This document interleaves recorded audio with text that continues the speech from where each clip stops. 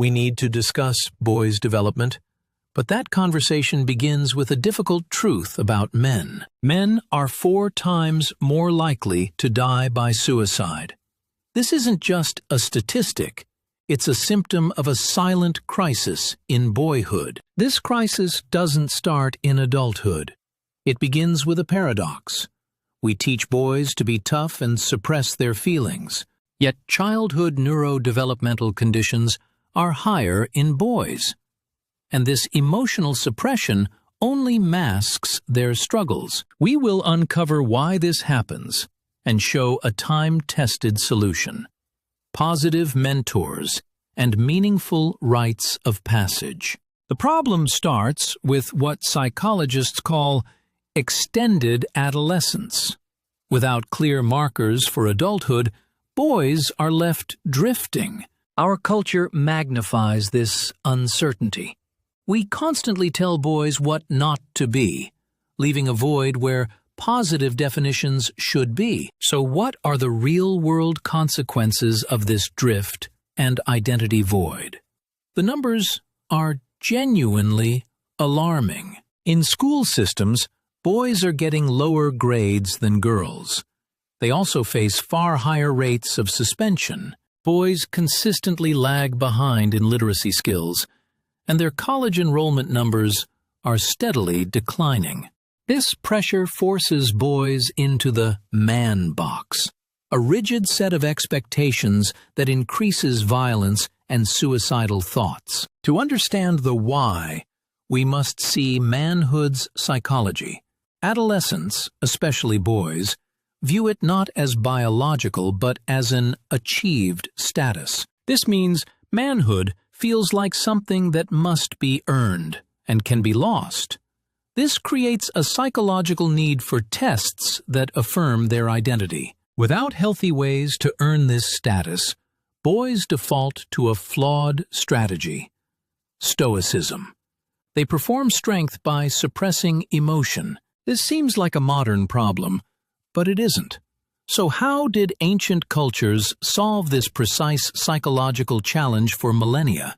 They built intentional rites of passage, giving boys an empowering story for their transition. This process boosts mental health with clarity and purpose. So what did these powerful traditions actually look like?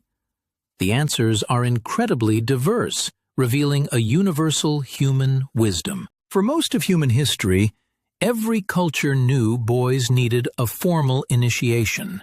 It was a core community duty to help turn boys into men. These rites shared 3 core steps: separation from the familiar, a meaningful challenge, and reintegration with a new, recognized status. For the Maasai, it meant leaving home to become a warrior, proving courage.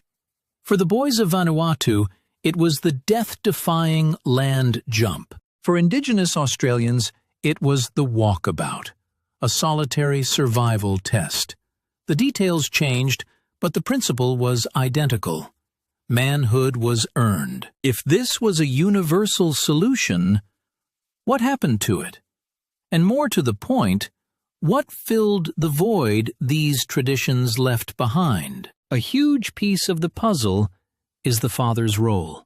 Research clearly links father absence to higher rates of delinquency and substance abuse in boys, but the effect is surprisingly deeper than just behavior.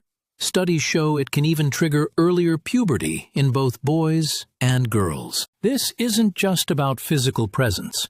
Research proves a father figure's emotional availability is what truly matters for a boy's success. When boys lack this guidance from fathers and communities, they seek it elsewhere. This explains the strong pull of online manosphere groups. We have the crisis, the psychology, the historical model, and the modern void.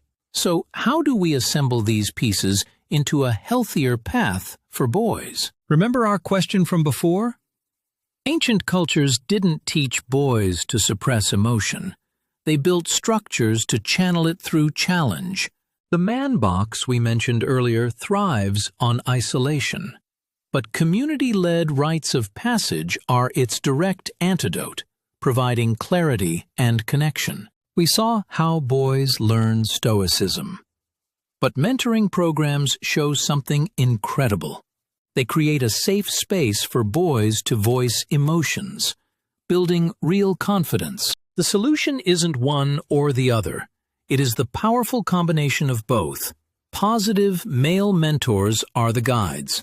Modern rites of passage are the path. So what does a modern rite of passage look like?